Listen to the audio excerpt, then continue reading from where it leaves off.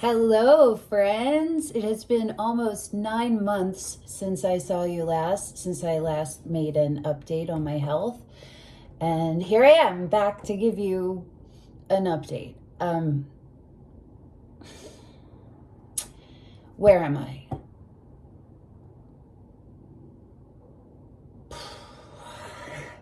Okay, when I saw you last, I was about to start a protocol that I put myself on to fight the SIBO and what I believe to be Candida. I did that protocol and I was successful on it.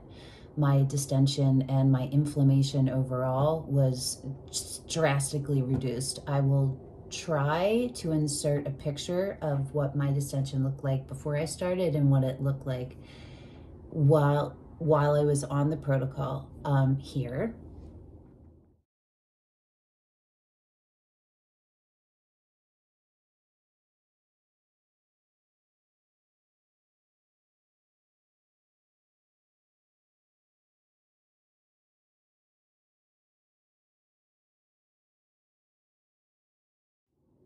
Hopefully I figure that out. Okay, so I was successful and then it all unraveled because I had to get a colonoscopy and endoscopy and I had to consume a bunch of sugar, Gatorade, Jello that fucked my whole body up and made it worse than it was before. So I last saw you in March. So from March until September, I was fighting with GI and all of the doctors, but it's been mostly a fight with GI. And I got to the point where I started working with a functional medicine doctor. Now, it is not covered by insurance, and I have to borrow the money for all of this, and it is thousands and thousands of dollars. The reason why I had put it off for so long is because I couldn't afford it. It has been a significant difference in the positive way since I started working with a functional medicine doctor. I do wish I had done it a year before when I found out about the SIBO, because it would have fucking helped in so many ways. So I did everything antimicrobially. I did not use any pharma drugs, antibiotics for any of this stuff. I have them all. I got prescriptions for them from my GI doc and my primary care doc. I got them all filled. I got refills on purpose and got them refilled. They're all downstairs. They're just sitting there. They're my backup plan. I wanted to give myself and my body a really good chance of fighting all of this without using pharmaceutical antibiotics. Okay, so in September, I started a new protocol. I started with a functional medicine doctor. I did a GI stool map. Thank fucking God. It's $389. I'm about to do another one. I'm probably gonna have to do 3 total of those. Yes. I'm really glad I did it. And for any of you out there dealing with issues, gut issues, absolutely go get it. Do what you can do to get it. It makes all of the difference, because then I had listed in front of my face everything that's actually wrong, which was 21 infections, overgrowths, and one of those was a parasite. I have H. pylori. I have C. diff colonization really high, not C. diff active, but the colonization of it, which could be from all of the killing off I did previously, strep, E. coli, and a whole bunch of other stuff. My Akkermansia was totally depleted. My secretory IgA was low. Sorry.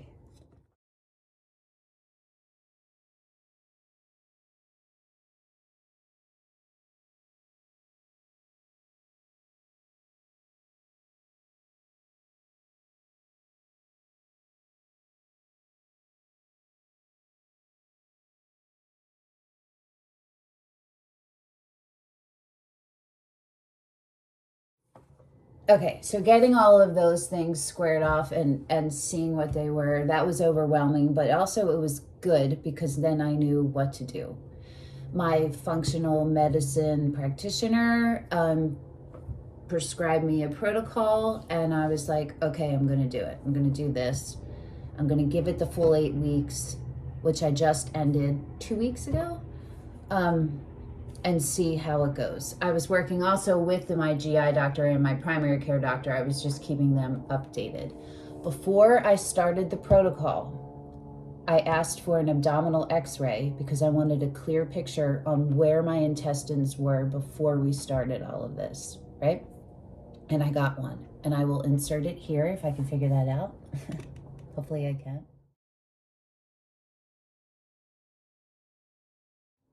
Okay, so during that period, I'm back in pelvic floor physical therapy.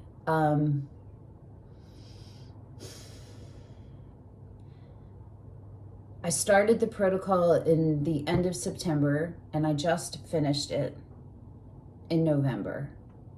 My plan was halfway through to get another abdominal x-ray to gauge what the progress is. Somewhere in there, at the beginning of October, I realized up here that it was possible that my abdominal wall separation repair surgery was coming undone. So I asked my PT to check me, and she confirmed it. It's coming undone. It is undone. It's undone. When that happened, which was October 10th, when I found out that it was in fact coming undone, just the whole reason why I have all these health issues was from this surgery, which I never recovered from, and now it's coming undone. It was like, so it goes breastbone to pubic bone, right? It was just about here, from here to here. Now, the way that you measure a diastasis, separated abdominal wall, is by fingers. How many fingers wide can you fit in the space, and how far down do your fingers sink in? Mine was less than a fingertip wide, and it didn't really sink in. Good news, that's good news. You don't need surgery always to correct a separated abdominal wall, depending on the level of it. There are exercises you can do. You're also restricted from a lot of movement and picking up things because you don't want to make it worse, right? So, I had a CT scan to confirm that it was in fact open, which meant I had to go back to the plastic surgeon who performed my surgery, and I never wanted to see that man again. He is abusive verbally. He shouldn't be practicing medicine. Point blank. Okay. So I had a CT scan, and it confirmed that it was not a diastasis, because that's 2 centimeters, but that it was in fact reopened 1 centimeter. The surgeon and his assistant both were gaslighting me the whole time and telling me it's normal. It's not normal to have a separated abdominal wall. That, first of all, it's not normal. It's common with birth, giving birth. Yes. Normal? No. Common? Yes. I had mine fixed. It is not normal. They were trying to save their asses. The CT scan doubles as an x-ray because it shows your intestines. It's how my intestinal fecal loading was diagnosed to begin with. It was a CT scan I got in April of 2021 when I realized something is wrong here and something's very wrong. Why am I distended? They all missed it back then. So the CT scan showed something surprising about my intestines. I didn't feel like I could trust it, so I got an abdominal x-ray which confirmed, and I will put a picture in right here.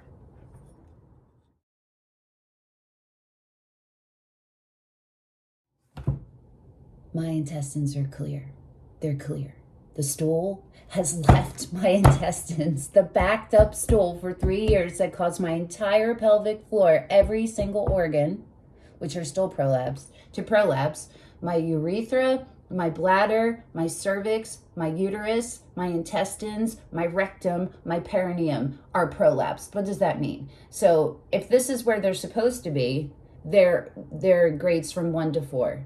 1 is a little bit, 2 is lower, 3 is it's right at your vagina opening, whatever that's called. 4 is it's completely outside. My uterus and my bladder are at a stage 3. Everything else is at a grade 2. It's clear. So, yay, right? Yay for that. Couple things. Why? What's the difference? What happened between the end of September when I had that abdominal x-ray to see where I was before I started the protocol, and now in October? What happened? 2 things happened. I got diagnosed correctly and started a protocol with no lapses in the medication, which had been an issue because the doctors kept dropping the ball. You cannot have lapses when you're treating SIBO and things like that. There's steps and you have to take them. If you fuck it up at all, you start all over again. That's number 1. So I had a correct protocol, correct diagnosis, correct medications for it. The other difference was that my abdominal wall reseparated. So what does that mean? There's space.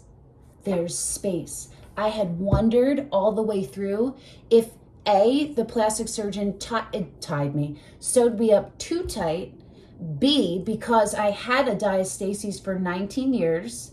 I'll insert a picture here so you can see what it looked like before I started all of this in 2019, before I started pelvic floor physical therapy. But wait, before I had my surgery in 2020. Hold on.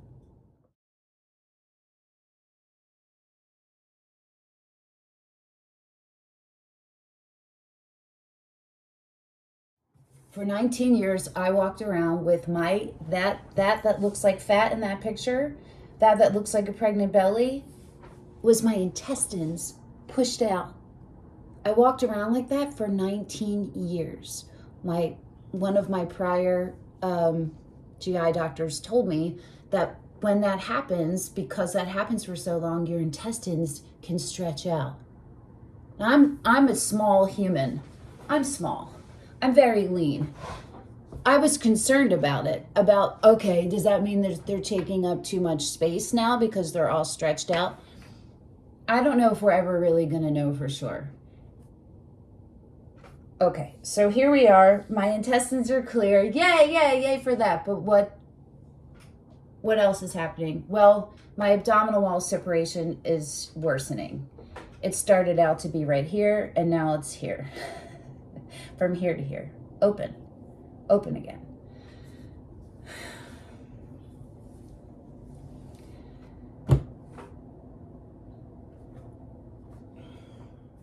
Okay, where does that leave me? That leaves me here.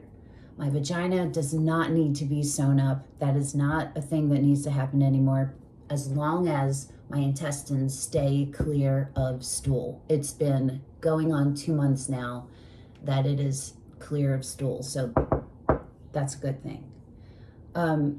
I can have the prolapse repair surgery, and I can have the prolapse repair surgery.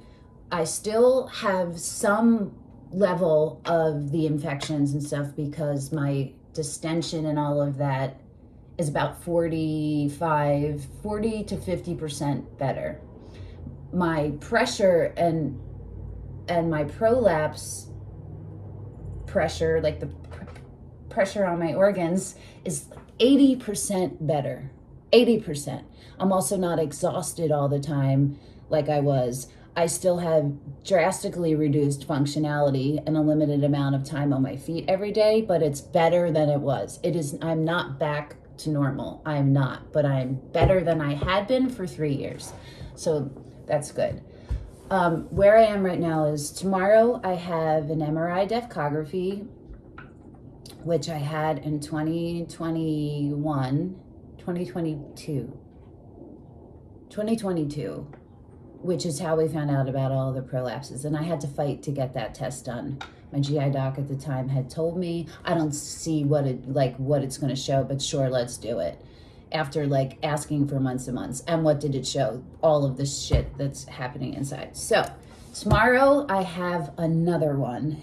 It's a really intense procedure. It's in and out. They take a tube this big full of like gel, ultrasound gel, 2 of them, and they put them in your rectum and in your vagina, and then an hour and 40 minutes long you have to, it's basically like giving birth. I flashbacked to the traumatic birth of my second born, which is the reason why my insides are the way that they are, during this last echography. It's a lot of holding for 90 seconds, pushing for 90 seconds. It's like a bunch of stuff. It's whatever. But what it's going to do is give us a very clear picture, or a clearer picture of what my insides, my pelvic floor, what state are they in? Because I asked for this test. I'm still guiding my entire everything. Yes, and I asked for this, even though it's a very intense test. And those doctors agreed that it's a good idea, because before we go in there surgically, let's see what we're dealing with. I just took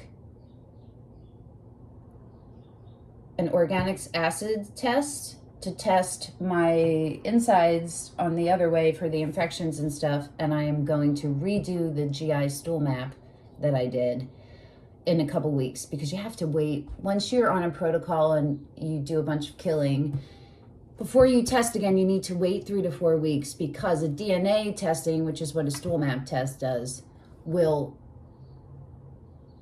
any microbes it just detects microbes. It can't tell whether they're living or dead. You feel me? So you wait 3 to 4 weeks after you stop the killing phase to give your body a chance to clear all of it out, so you have a better result. I have a SIBO retest next week too. So I'm on top of all of these things, which is good. I still believe I have SIBO, so I guess I didn't say this, sorry. I didn't want this to be all jumpy around. I had a retest for my SIBO test before I started my protocol with my functional medicine doc. That showed, previously I had IMO, intestinal methanogen overgrowth. The highest number I ever had for that was 12. This last test I had in September, my methane, was 22. Hydrogen previously had been negative. It had been like 2 or 3 or 0. It was like nothing. Now it's 60. So I have hydrogen SIBO and intestinal methanogen overgrowth, two different things. I believe I still have the hydrogen. I think that the numbers have been decreased overall, but I don't really know. I will find out like in the next 4 weeks where I stand with all of that stuff, as I am prepping for the surgery, which I don't know what, God, sorry. There we go. That's what it should be. That's what it is. This pushing out does not help my abdominal wall. Okay, so where am I at?